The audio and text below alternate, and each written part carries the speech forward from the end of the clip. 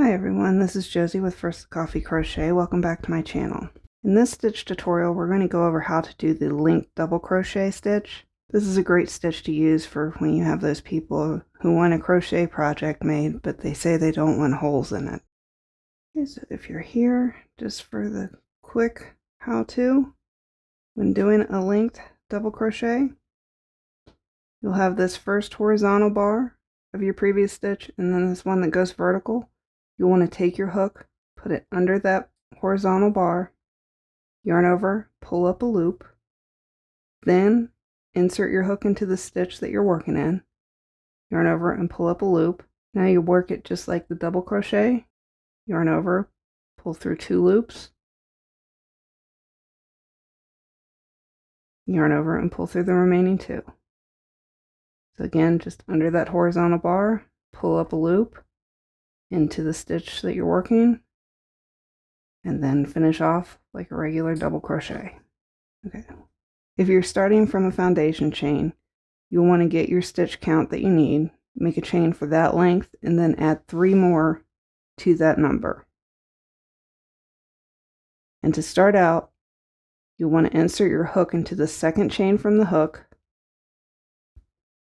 yarn over and pull up a loop, and that'll give you 2 loops on your hook. Then you're skipping the 3rd chain and going into the 4th chain, which would be where we would initially do a double crochet if we were just doing regular double crochet. Insert your hook into there, yarn over and pull up a loop, and now we finish it off just like a regular double crochet. Yarn over and pull through 2 loops, and yarn over and pull through the last 2.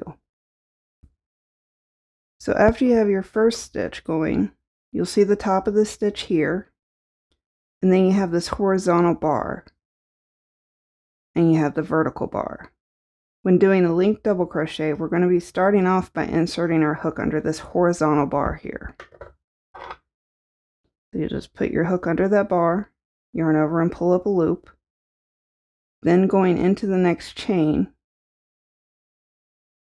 yarn over and pull up another loop, and then we finish this off just like a regular double crochet. And this is what we're going to do all the way across. We go under this horizontal bar to the second bar down and pull up a loop, and then go into the next stitch. That's all there is to making a linked double crochet.